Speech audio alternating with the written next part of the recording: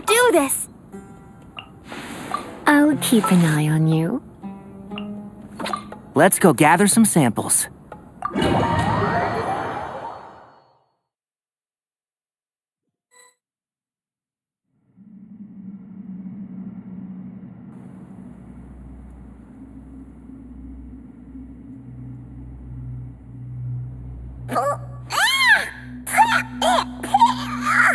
Paimon's mouth is full of... If this was quicksand, we would have struggled to breathe. No. I think this was regular sand. And we didn't... Agreed. Ha ha, they're... Ha! Sick. What?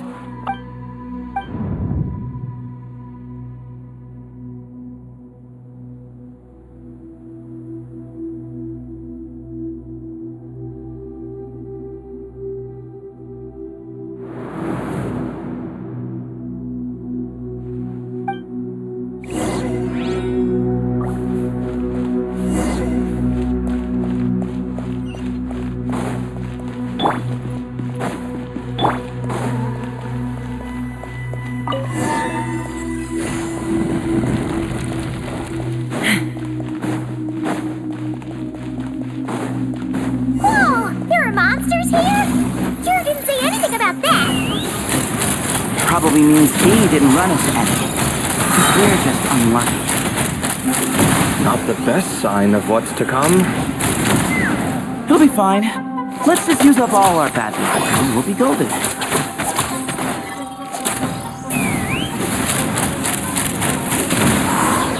Locked on!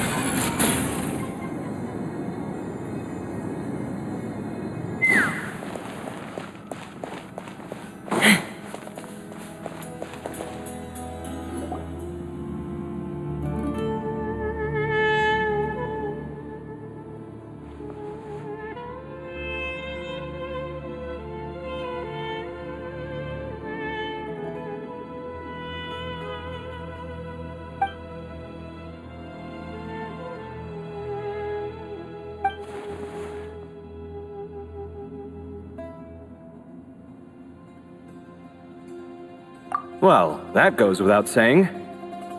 Fair point. There's just one problem, though. The only way forward is through that door. Oh! Is it time to hunt for a key? Paimon loves this part. Don't worry. With our adventuring experience, we'll find it no problem. Let's get searching!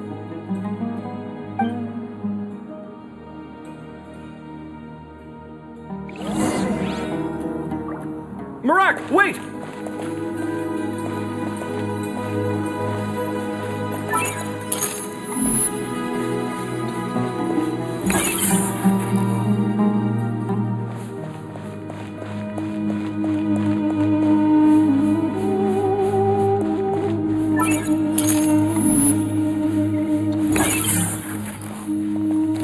Marak seems interested in these jars.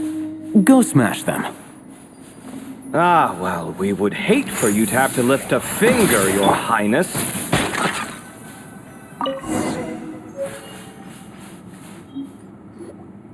Marak, this isn't really your old home, is it?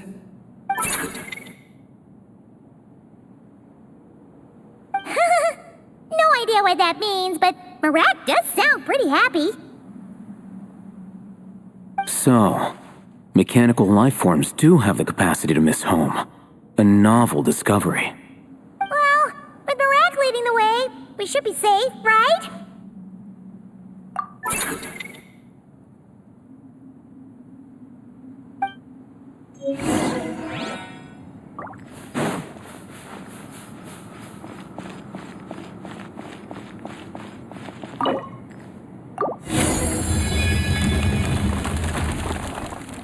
Good thing you decided to join, Kaveh. Otherwise, our investigation would have ended at that door. It was nothing that I did. You should thank Marak instead.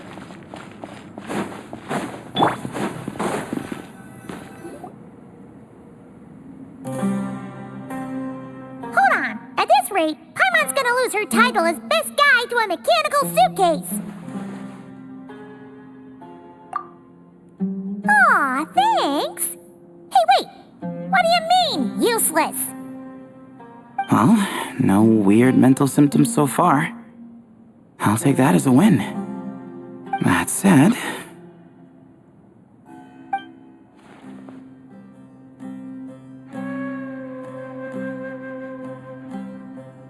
There are 3 doors here. So, we split up. Divide and conquer. Otherwise, this whole thing is in ruins. No pun intended on that last part. I swear. Yeah, that might be our best option.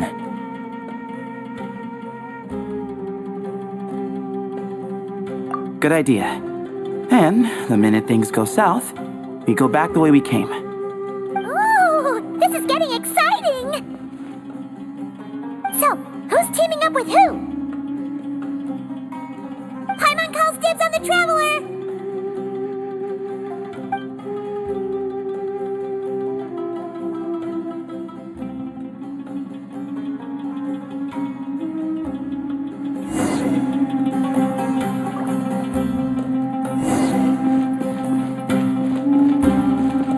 Well, this takes me back. The last time we were in the desert together, the 2 of you came all the way out here to gang up on me. Oh? Sounds like someone's holding a grudge. Just what I like to hear. If you're still hung up on that last one, just name the time and place. And we'll have ourselves another thrilling... duel. What's with the awkward pause? Were you expecting me to stop you from saying something stupid? You two can have 1,000 duels for all I care, after we're done here.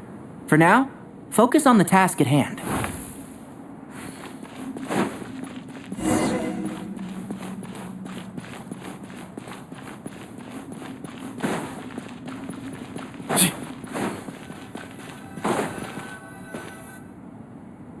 This chamber is huge. I can't even imagine what it's used for. Oh.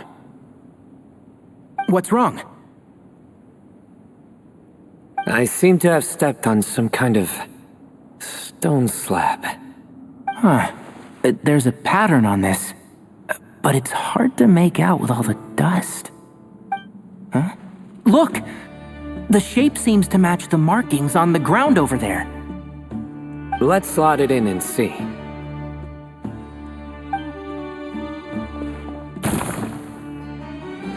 And we have a match.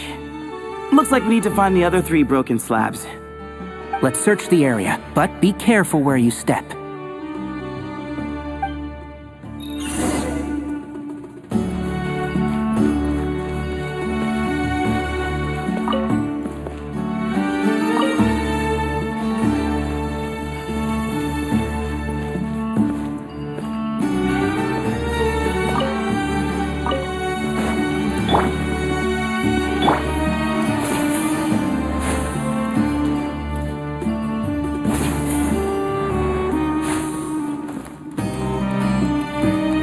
Ooh, got one! Ouch, but watch out. The edges are kind of sharp.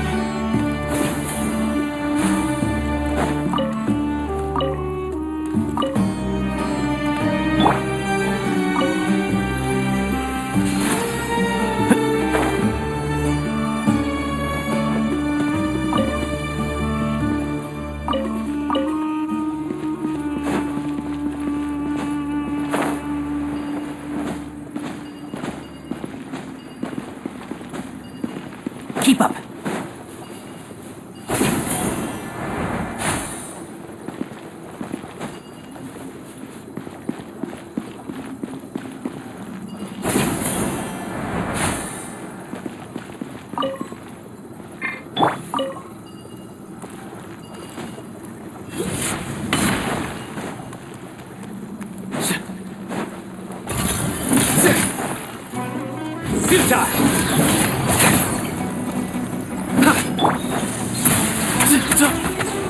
And shroud.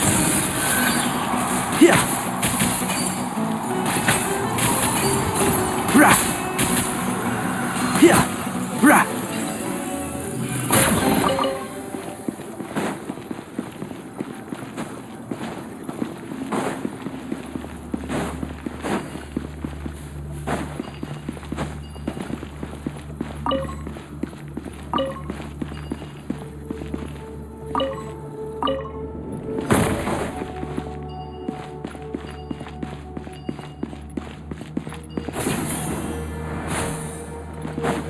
Got the third piece.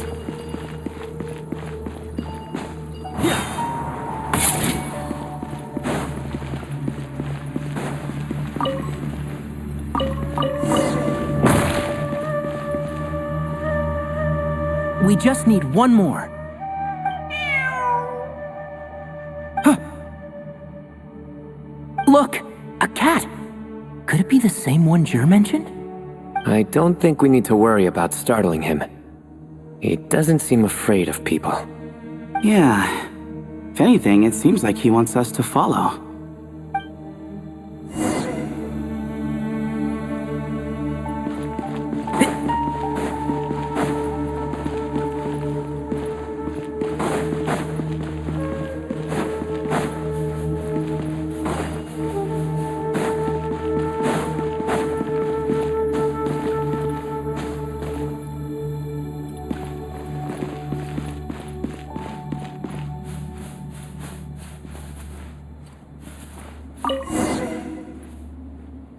Oh, he led us to the last piece.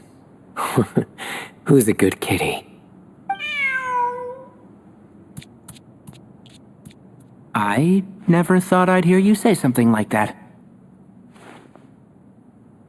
You've clearly never heard how the professor talks to his tomatoes, then.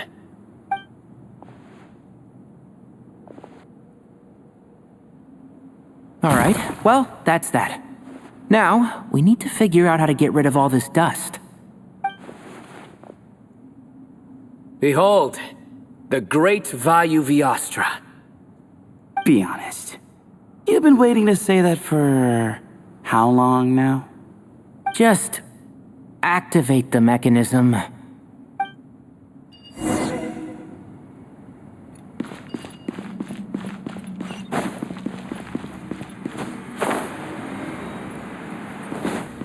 Keep up.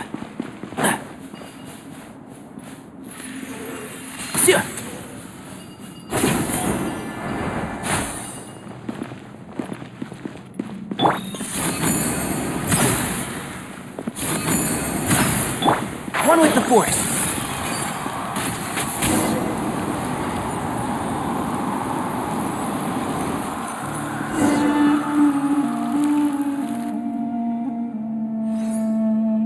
Huh.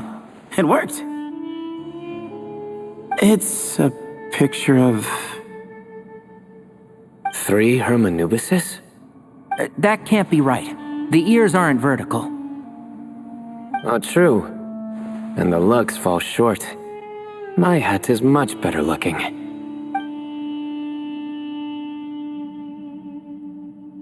A goat, an ibis, and a crocodile. Oh, wow. Our botanist knows more than just plants. Riveting observation. I was just thinking. These 3 figures look a lot like the 7 pillars of King Deshret. That's right.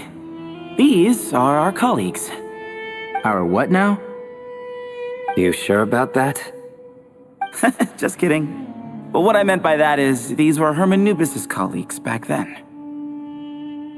The middle one is the Goat King Hereshef, Minister of Ministers, the god Amun's most trusted chancellor.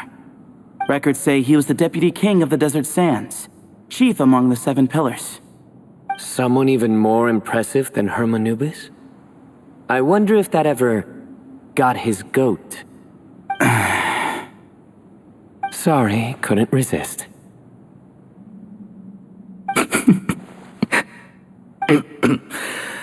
Okay, that was a good one. Wait, really? I've got so much more where that came from. Where were we? This is Sobek, the Crocodile King, captain of captains.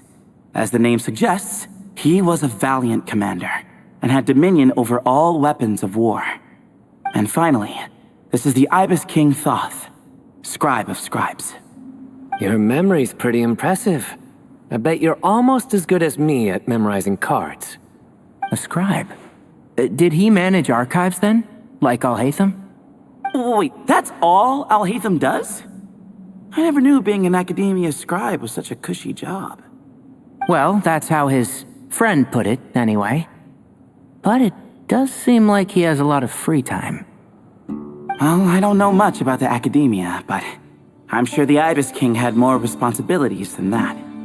The temple's records say he represented the wisest aspects of King Deshret, inventing the desert script and arcane arts at his king's command. He must have been quite the impressive man then. Or creature, depending on how you look at it. Still, why are these three the only ones represented here? What about the other pillars of King Deshret? Maybe because the three of them were extra close? Kinda like us. Oh yeah! Maybe we should have someone inscribe us on a commemorative stone slab too. Or we could just take a picture. It would serve the same purpose. Anyway, no more distractions. Doesn't it look like there's writing carved into the corner? There is. And it's in the ancient desert script too. Looks like the Ibis King left you some homework. Give me a sec. I'll try and translate it. The ministers are unvirtuous. The scribes unwise. The captains unworthy. My end is not humanity's end. Hereby bestow upon you all the far side of eternity. Wait, so they went to Aru? It doesn't sound like it was their idea. The far side of eternity is said to be the final land of dreams for all desert dwellers. But if such a place did exist, wouldn't it also be an inescapable prison? Yes, and based on the writing here, it's clear King Deshret wasn't pleased with these three. This gift he bestowed upon them seems more like a punishment. Such is the power of a king, I suppose. Which means the goat's the one who got in the end. Yep, not as good the second time. What? Impossible.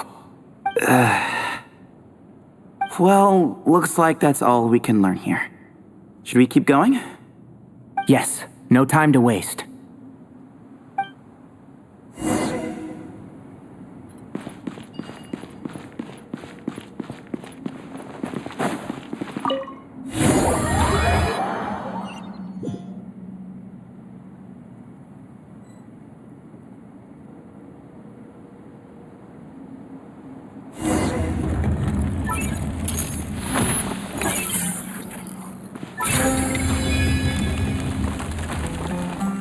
Jeez, who knew a suitcase could be so fast? Iraq is nothing like this when it comes to housework. Hey, wait up! The scout's job is to take the lead. Just let Marak figure it out. Easy for you to say. I'll be the one doing the repairs if something happens. Why don't you go scout ahead then? When I think of a comeback, I'll let you know. Oh, Iraq stopped. What is it? Found something? Looks like something covered in sand. Let's get it out then. Come on. Oh, it's a stone slab. Good job, Marak.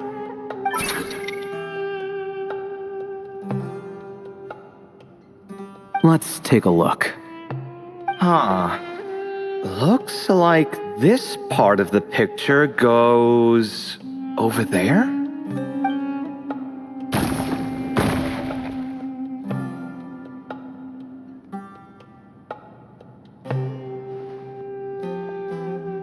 In that case, there must be other pieces. All right, and let's look around. Hey! Why are you sitting down? I thought Marak was helping.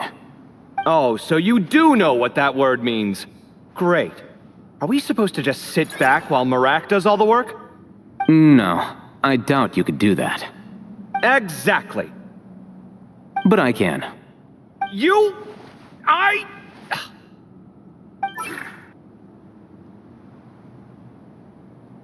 See?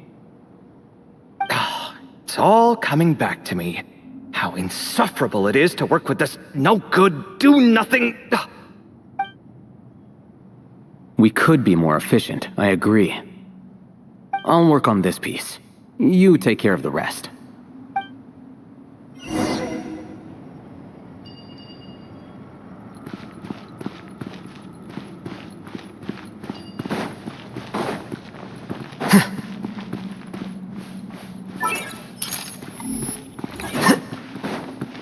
Found one!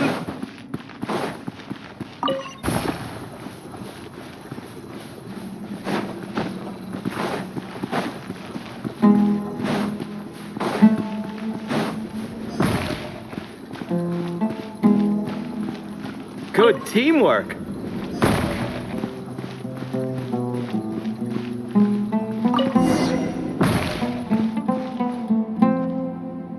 Looks like we found them all.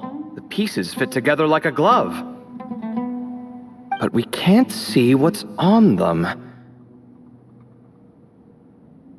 Turn around. Huh? Look. Oh, I've seen this before. It can create strong winds. Just what we need to clean off the slab. Come on, let's... Hey! Don't worry about me. If I sit here, I won't be in the way. Oh, you don't want to be in the way? Then sit right in front, so the device can blow you straight back to Sumeru City.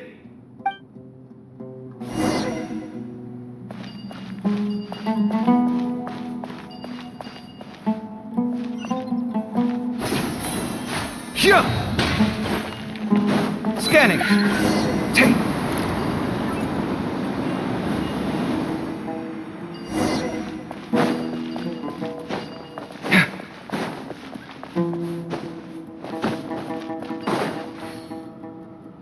Done. Huh. That's one big cat. And there's a shattered crown. I think it's depicting some kind of story. Look, there's writing too. The Ibis King answered the young noble, granting him the wisdom he sought. But the fragile crown was shattered by lies in the end. Here I leave the name, Gudar's. Gudar's? I've seen that name in a history book before. He was a young noble who sought to save his realm, and a king who once united the desert. That's right. Although his methods were rather shameful. During his long reign, he betrayed his family and the nobles who supported him, only realizing the error of his ways after his enemies left him nowhere to turn. But by then, it was too late. Seems like a common occurrence across history. Different people, same mistakes.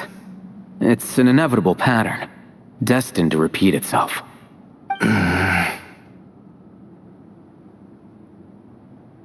The writing mentions the Ibis King, but a cat is depicted here. Does that mean... So far, what's depicted on the slab seems true to history. In which case, this cat is either a proxy for the Ibis King or a manifestation of said king himself. Exaggeration is a common method ancient records use to highlight a being of higher status. And as we know, Layla and Jur both heard the sound of a cat while escaping the ruin. You're saying the Ibis King, one of the legendary 7 pillars of King Deshret, is here, still helping those in need? I'm saying we can't rule it out.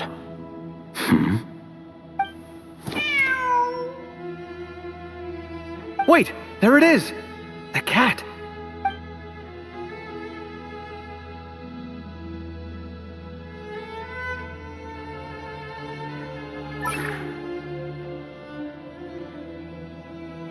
Ah! Marak went after him! The cat's showing us the way forward. Come, let's follow. Okay.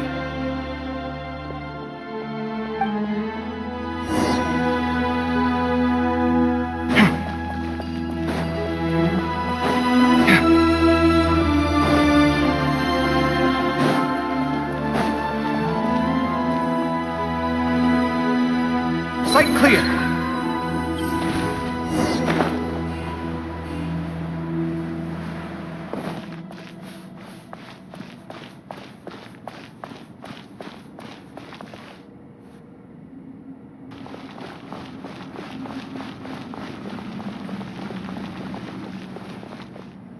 Huh.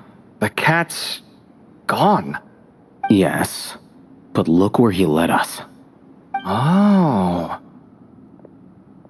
Another slab. It looks similar to the last one.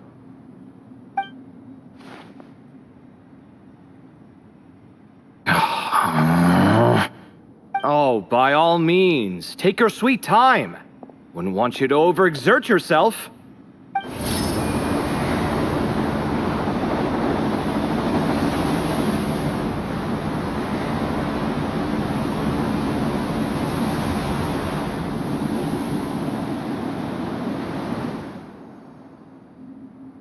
Huh. The scene depicted here...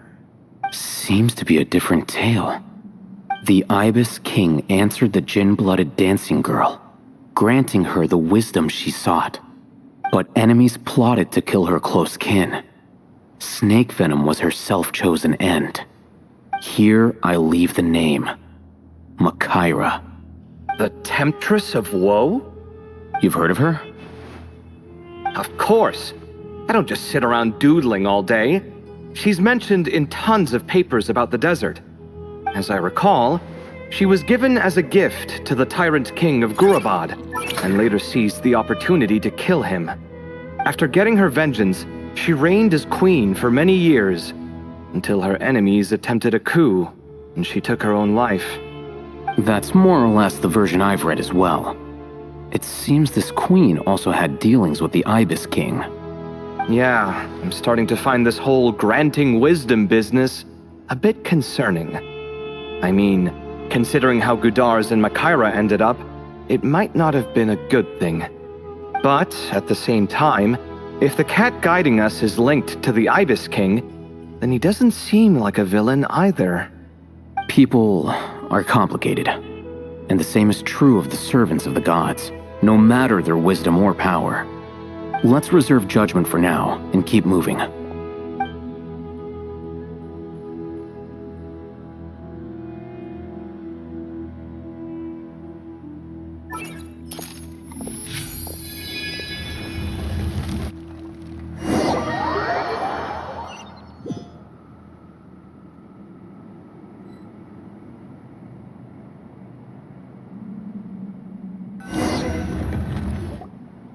Oh, Paimon meant to ask earlier.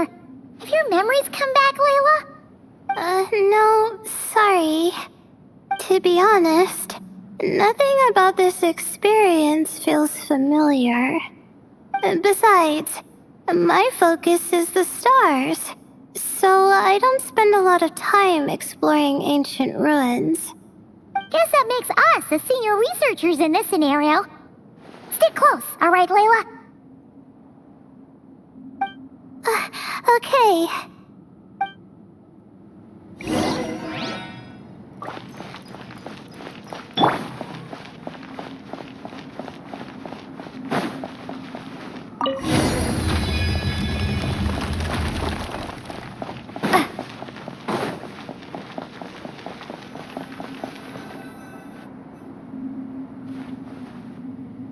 Wow. What a tall ceiling. Yeah. For such a big place, it's so empty. Like no one ever lived here. Sure must have been boring to live in ancient times, staring at ceilings all day. Now that you mention it, I've heard some people used to draw star maps on their vaulted ceilings. Some might even make them transparent to better observe the movement of the stars. It sounds so nice. Stargazing from the comfort of your own home. Wait a second. I think I see something up there. Huh? How is Paimon supposed to do that? Oh, right. Flying. Duh. Alright. Sit tight, everyone. Adventurer Paimon will be right back.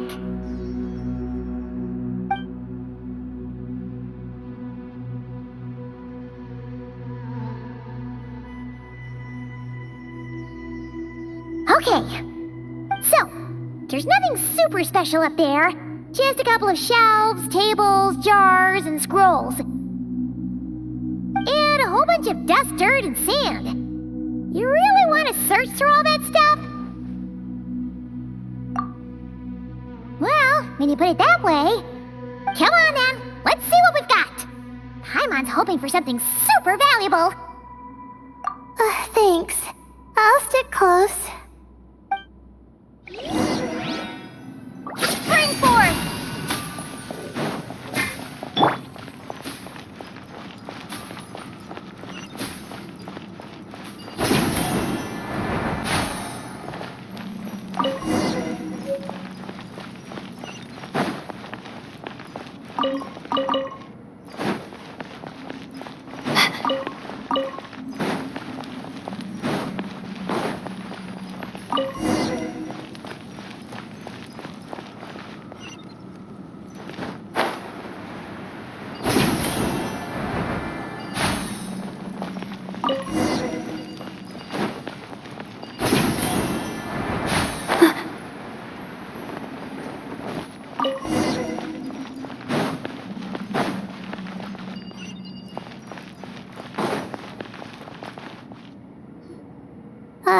I think that's everything.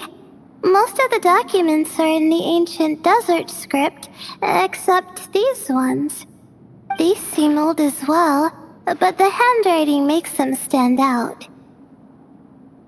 Right! Let's arrange them in chronological order before we read through.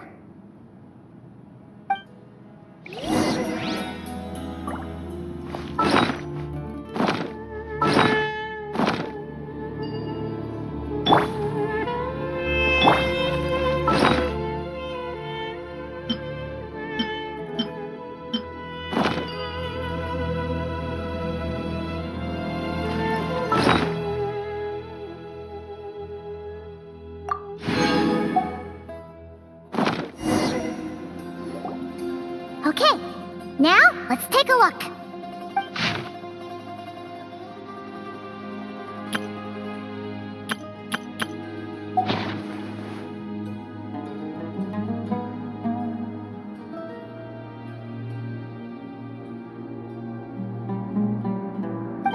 Maybe this person fell in by accident, like Mr. Jur and me.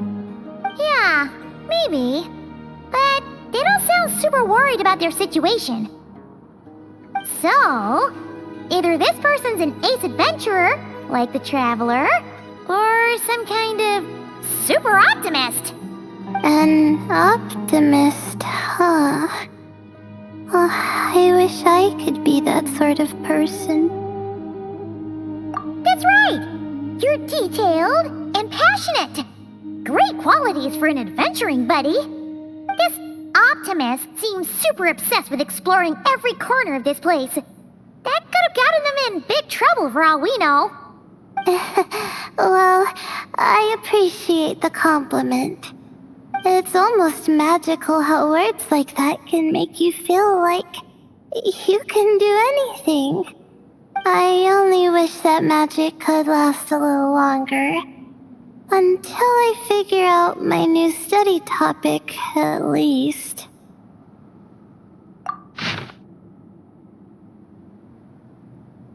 Oh, looks like you were spot on, Paimon. See? Told ya! That's what happens when you don't think things through. And all this talk about seniors and juniors, he was a student just like you, Layla.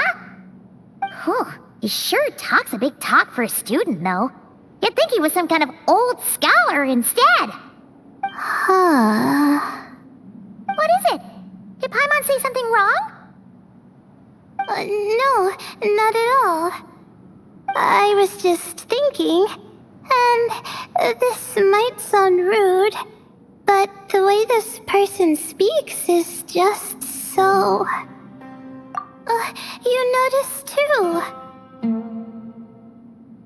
I mean, it's good that he helped treat his companion's wound, but it didn't seem like it was out of kindness. More like he was looking out for his own self-interest, or thought he could get something out of it. I don't know. Maybe I'm reading too much into it.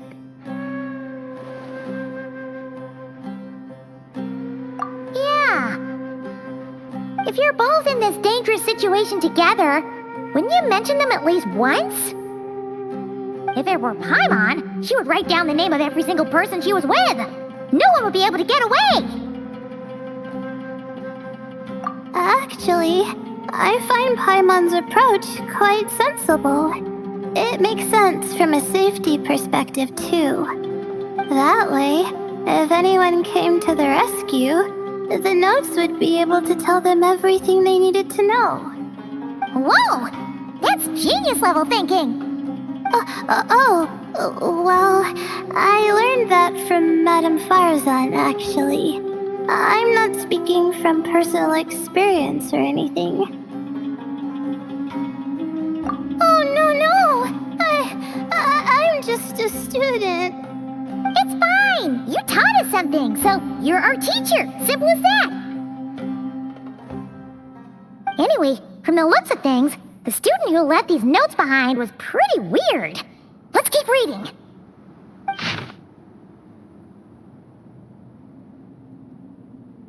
Whoa! Hang on! That's a lot of information. Paimon needs a moment to take this in. The Ibis King.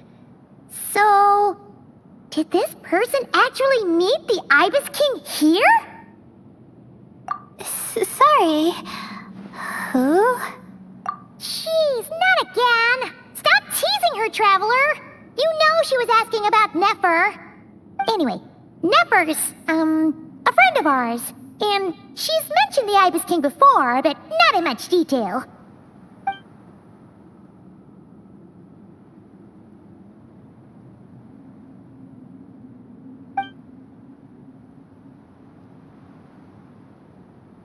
Oh, I see. Well, that's not too surprising. Most people in Sumeru know about King Deshret, and most in the academia have at least some knowledge on the Seven Pillars. Legend has it, King Deshret ruled the desert at the head of several wise retainers, guiding their people to pursue the limits of wisdom. He also left behind treasures for future generations, which continue to be relevant in nearly every research discipline. Now, this message indicates this student and his senior were rescued by the Ibis King. But to think it's possible to meet him in a place like this... We don't know when these notes were written, but didn't the Seven Pillars disappear a long time ago? Yeah, the notes made it sound like his powers were restricted. Also, the mention of this form? What is that supposed to mean? I'm not sure. Let's keep reading. Oh, this is the last page. There's even a signature at the end. Well, sounds like they made it out. Guess it was a happy ending after all. Wait, but it says, the Ibis King cannot be trusted. Huh. Our friend said something similar. That the Ibis King was a liar. And the notes did make it seem like something wasn't quite right with him. Maybe he wasn't one of the Seven Pillars at all, but some kind of con artist. Great, Ibis King! If you heard that, Paimon didn't mean it. Please forgive her. Don't trap us here. I think Paimon raises a good point. Let's keep our guard up just in case. Alright, I think that's all the clues around here. How about we... Oh, it's Marak! That means Kaveh and the others should be around here, right? Hello? Anyone up there? Can you hear us? Yeah, we can! You know, sound travels just fine in an empty chamber like this. You don't have to shout. Of course, if you're shouting to express your excitement at being reunited, by all means, pretend I never said anything. Yelling like this is kinda exhausting. Come on, let's head back down.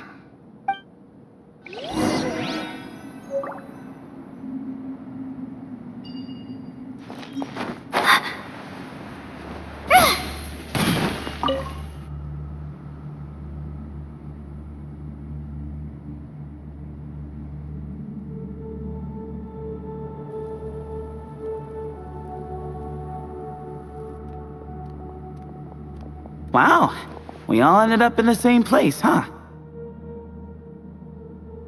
Yeah, what a coincidence. Indeed. Or as I like to call it, the chai factor.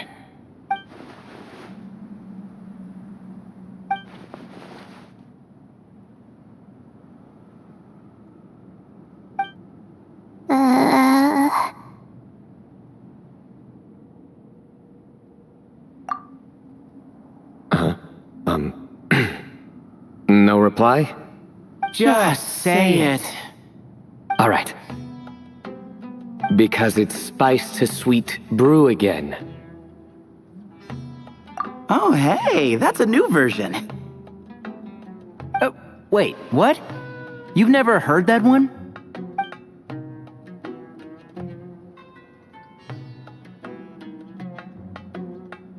What are you looking for? A place to sit and read my book. Oh, great. What else is new? Well, looks like everyone made it through unscathed. Let's take this chance to get some water, rest a bit, and discuss what we learned. Sound good?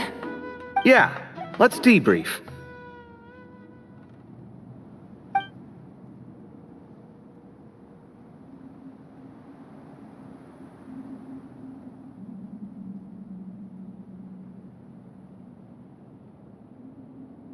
Okay, so we all learned a lot, but it feels like we ended up with even more questions. Yeah, but one thing's for sure. This place is tied to the Ibis King in some way. Hey, Sino. You're the current representative of Hermanubis. Can you call him up for a sec? Of course. Just let me sense his presence.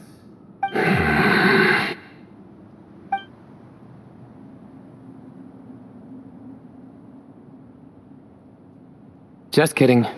I can't sense him at all.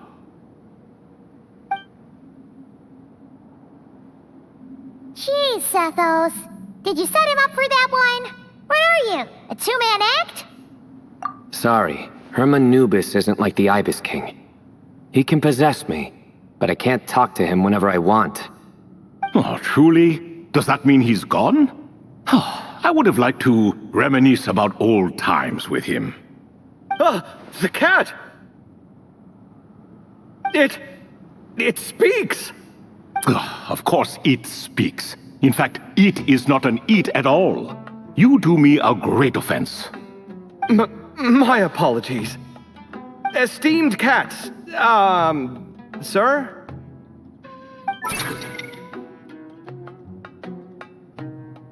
Oh, this little contraption is still here. Contraption? No, this is Marak. Which means you do his assistant a great offense. Huh?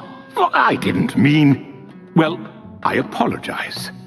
I wasn't referring to this Marak, but rather the thing that operates it. King Deshret was quite partial to it. I have forgotten what it was called. It must have had an official name, albeit in the old tongue. Even if I did remember, I would need to translate it into modern language.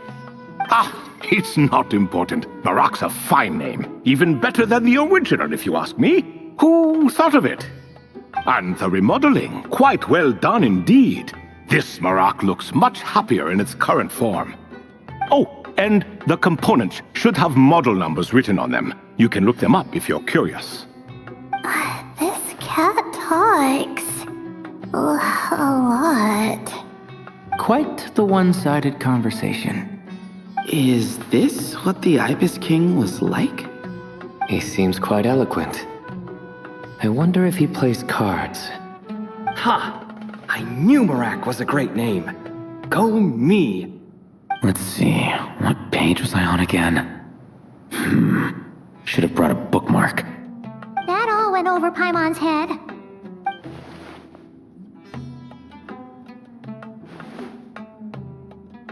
Hello indeed.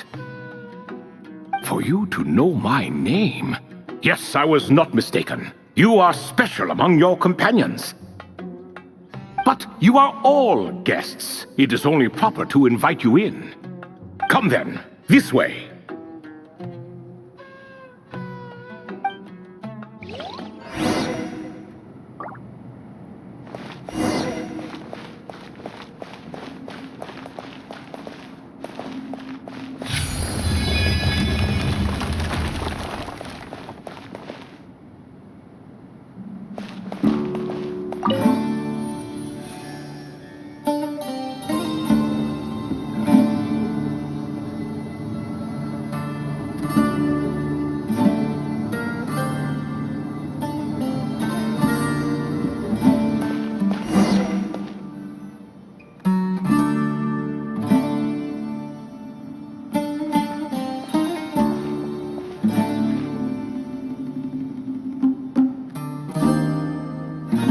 Welcome to my humble abode.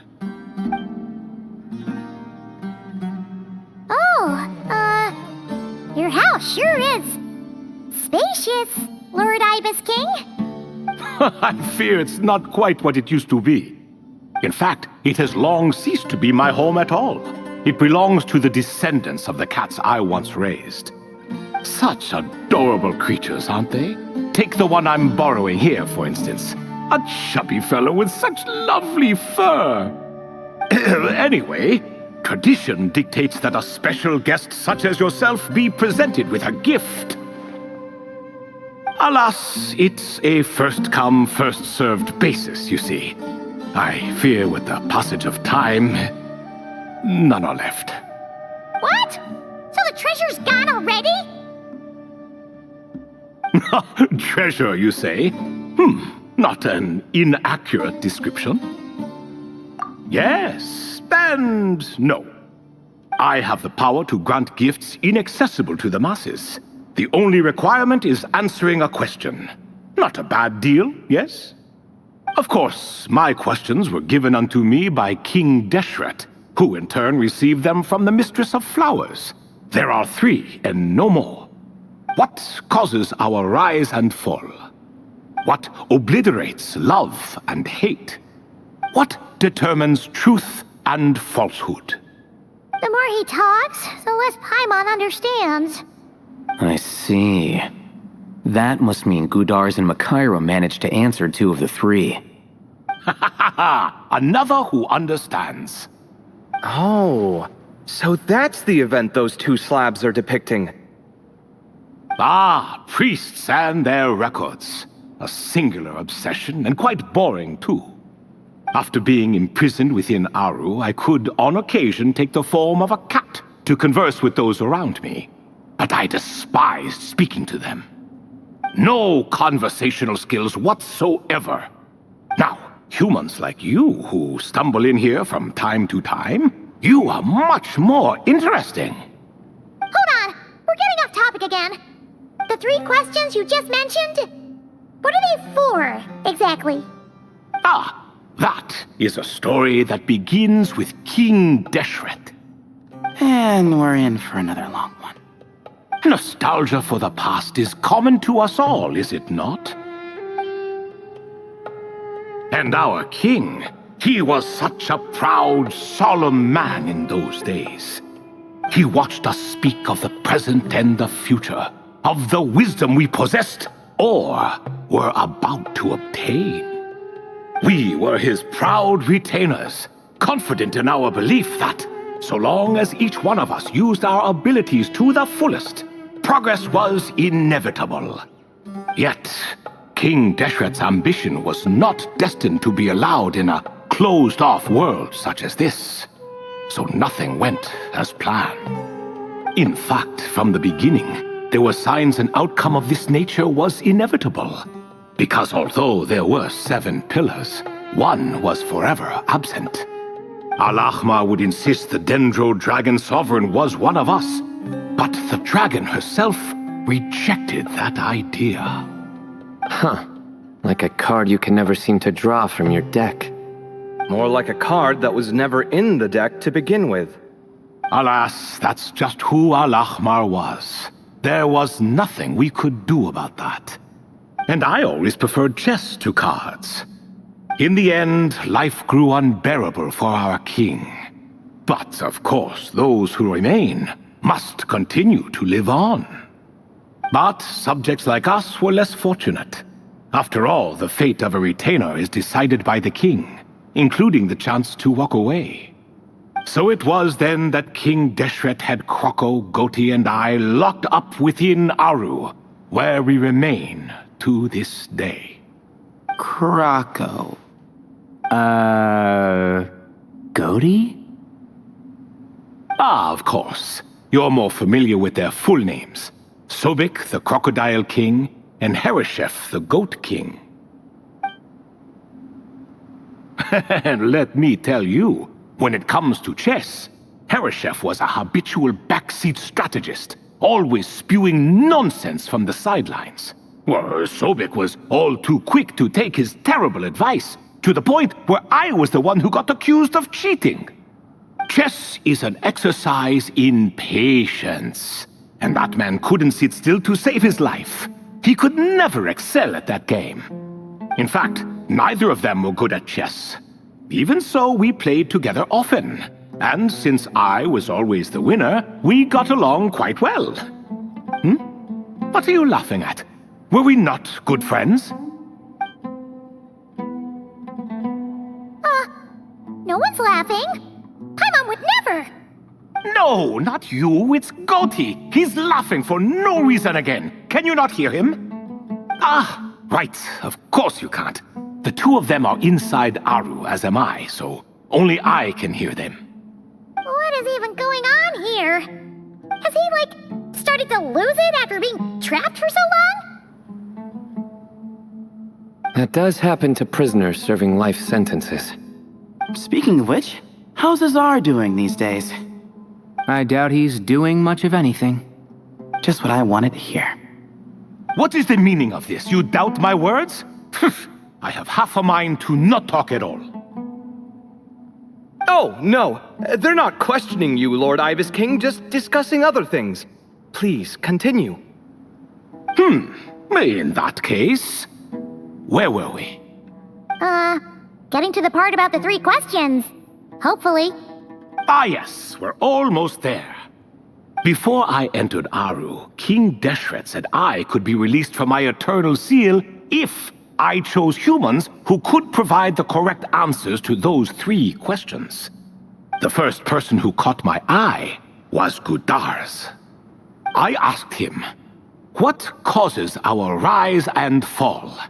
He answered, "Conspiracy and betrayal, for it renders the righteous and wise unable to succeed, and thus nations fall."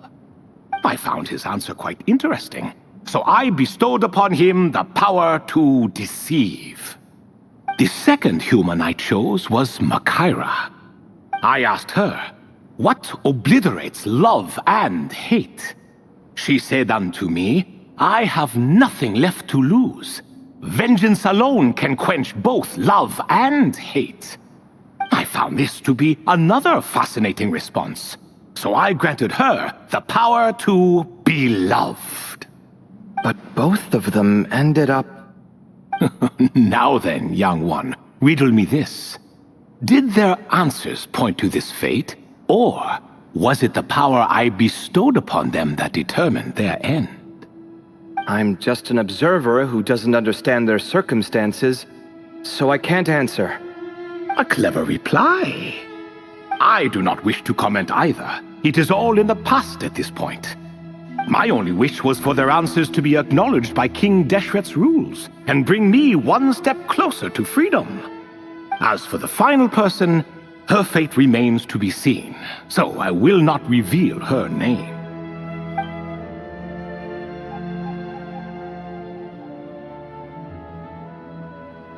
I asked her, what determines truth and falsehood? And found her answer quite compelling, so I bestowed upon her a gift to match. As you can see, however, I have not been freed, so it's clear the answer she gave at that time was wrong. But alas, 3 people were chosen and 3 questions were asked. So now all I can do is wait. Wait until her wisdom is in line with the rules set forth by my king. Until she has found the true answer to that question. No wonder there was no third stone slab then. Or perhaps you're just not ready to include her in the story. Though that might be a generous interpretation. Well, it's not merely because her story remains unfinished.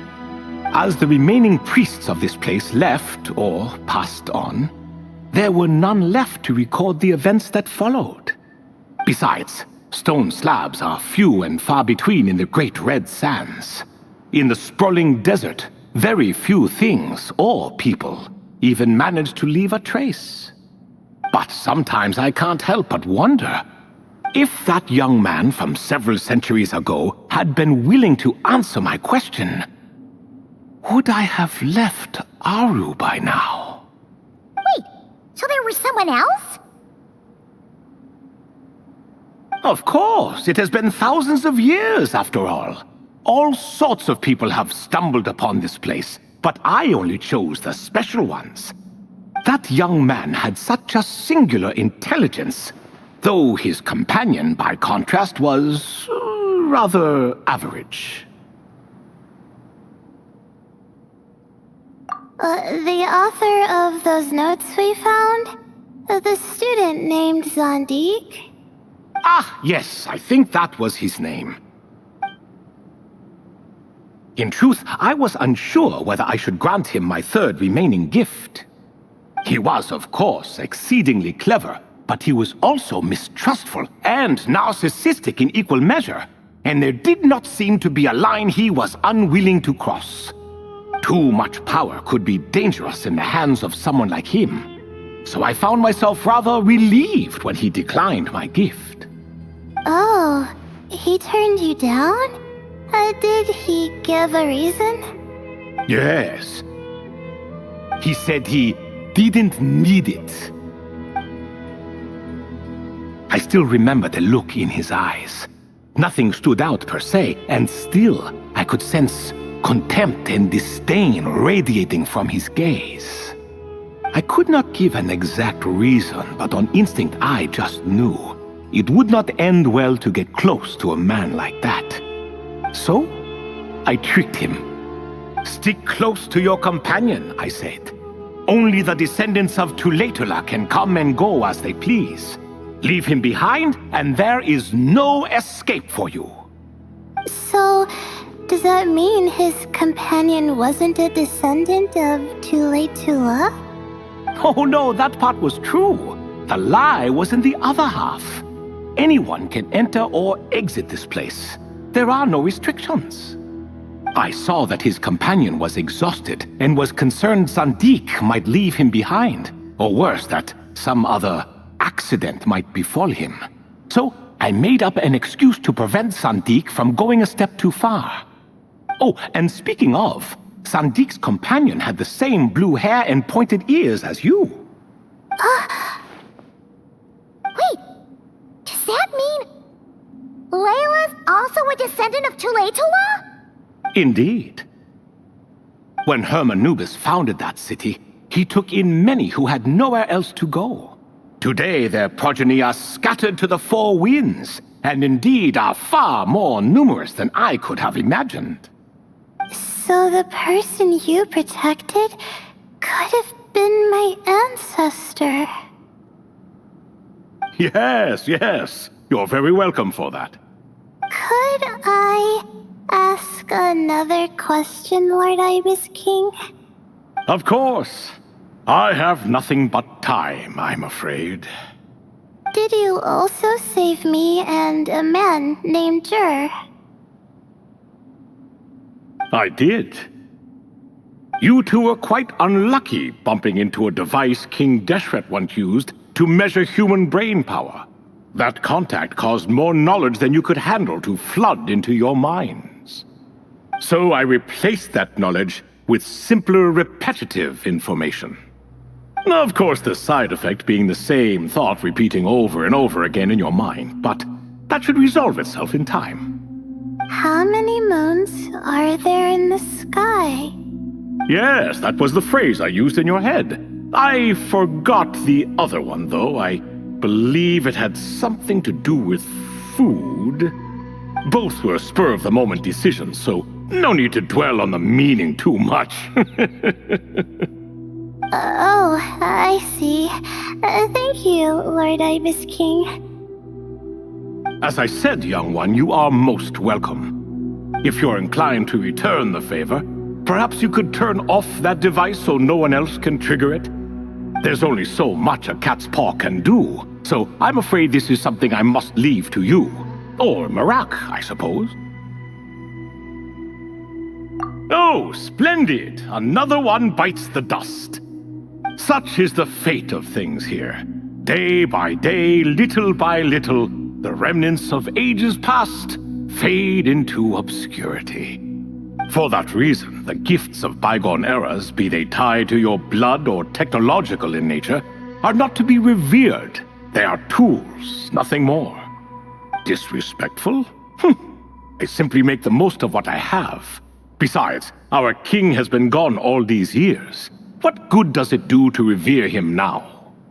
Oh, are you talking to the Goat King again? No, Croco this time. He's pestering me for another game of chess. Says he wants to even the score. Wishful thinking, if you ask me. If we counted one push-up for every loss, he'd owe me 300,000 by now. Of course, that's just a rough estimate. I've never kept count. It appears that's something you like.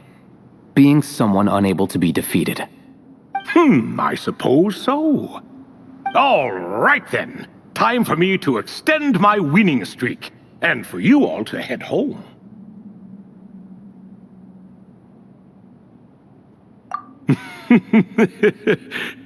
In truth, deep down, I know even the answers to those 3 questions will not change my fate. But that is for me to reckon with. Go on now.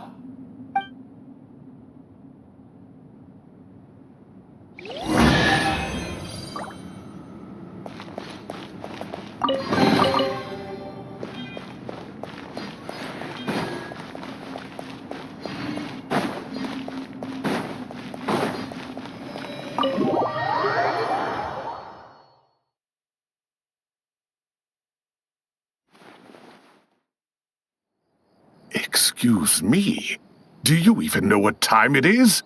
I've harvested 3 crops of tomatoes while you've been gone. You're exaggerating, Professor. I'm making a point. There's a difference. The sincerest apologies for keeping you waiting, Professor Cyrus.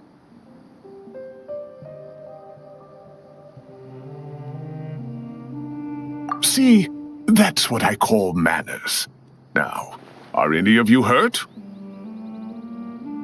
Nope. It went way smoother than we expected, actually. I presume the investigation is complete then. Come, tell me all about it. Oh my, did you luck out? If you've read the work from the Vahumana Dashan, you would know that the Ibis King has, well, let's call it a mixed record. Perhaps he softened up a bit in his old age, and that's why he chose to help you. Or perhaps he just didn't have a good enough reason not to help us. See? Marak agrees. How do you even know that's what Marak meant? That could have just been a happy noise.